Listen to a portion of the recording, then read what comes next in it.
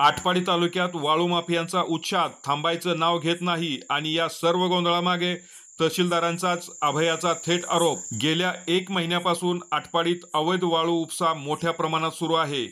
मोठमोठे डंपर दिवसरात्र वाळू वाहतूक करतायत आणि थेट आरोप आहे तहसीलदार शीतल बंडगर यांच्या इशाऱ्यावरच हा गोरखधंदा सुरू आहे। माननीय आपल्या आटपाडी तालुक्याच्या तहसीलदार श्रीमती शीतल बंडगर मॅडम जेव्हापासून आटपाडी तालुक्यामध्ये हजर झालेत तेव्हापासून आटपाडी तालुक्यामध्ये वाळू माफियांचा उत्माद प्रचंड वाढलेला आहे आणि आटपाडी तालुक्यामध्ये जवळजवळ इकडून सोलापूरमधून असेल, इकडं सातारा साईड असेल, सांगलीकडून जवळजवळ 40 ते 50 डंपर रोज वाळू भरण्यासाठी येतात। अतिशय प्रचंड वाळू उपसा आटपाडी तालुक्यातून होतोय।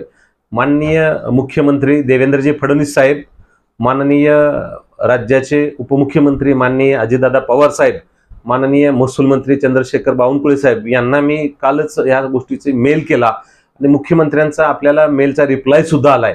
संबंधित व्यक्तीच्या संदर्भामध्ये आपण योग्य ती कारवाई करू असा आपल्याला मेल सुद्धा आलेला आहे। राष्ट्रवादी युवक काँग्रेसचे सांगली जिल्हा अध्यक्ष अनिल पाटील यांनी महसूल मंत्री चंद्रशेखर बावनकुळे, मुख्यमंत्री देवेंद्र फडणवीस, उपमुख्यमंत्री अजित पवार आणि एकनाथ शिंदे यांना मेलद्वारे चौकशीची मागणी केली आहे। दोषीवर निलंबनाची कारवाई करा, अन्यथा तहसील कार्यालयासमोर धरणे आंदोलन पेटवू असा इशारा दिला आहे। माझी प्रशासनाकडे अतिशय नम्रपूर्वक विनंती आहे की दरम्यानच्या काळात ह्या महिन्याभरामध्ये इतकी प्रचंड वाळू उपसा तालुक्यामध्ये झालेलं, यामध्ये जे प्रशासनामधले अधिकारी आहेत यांची सखोल चौकशी झाली पाहिजे। माननीय बंडगर मॅडम यांची सुद्धा चौकशी झाली पाहिजे, कारण एखादा नवीन अधिकारी येतो त्यावेळेस या तालुक्यामध्ये एक प्रशासनावर एक दबदबा होतो, एक वचक असते। आश्चर्याची गोष्ट म्हणजे वाळू माफियांनी इतकी हिंमत केली आहे की ते खुलेआम इंस्टाग्राम, फेसबुकवर वाळू उपशाचे व्हिडिओ टाकत आहेत। यावरूनच वाळू तस्करी किती बेलगाम झाली आहे याचा अंदाज येतो। मॅडम आल्यापासून तशी कुठलीही प्रकारची गोष्ट होताना दिसलेली नाही।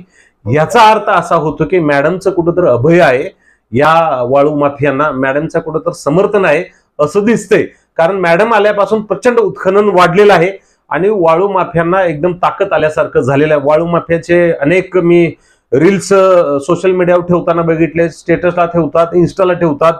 एवढा कॉन्फिडन्स येतो कुठून लोकांच्याकडे हे मला समजत नाही। याची कुठेतरी चौकशी झाली पाहिजे।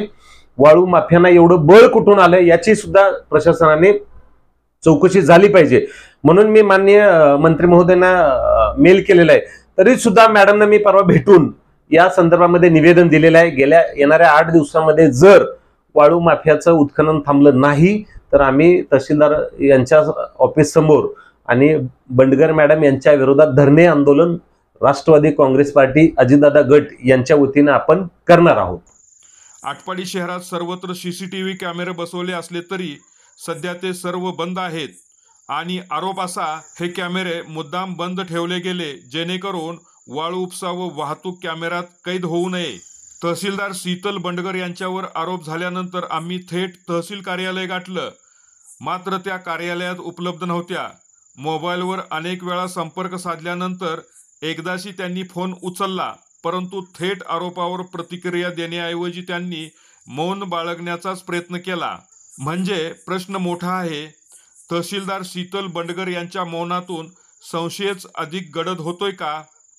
आटपाडीत सुरू असलेल्या या वाळू तस्करीला खरंच शासकीय अभय आहे का? हा सर्व प्रश्नाचा भडीमार आता सरळ महसूल मंत्र्यापुढे आणि मुख्यमंत्र्यांपुढे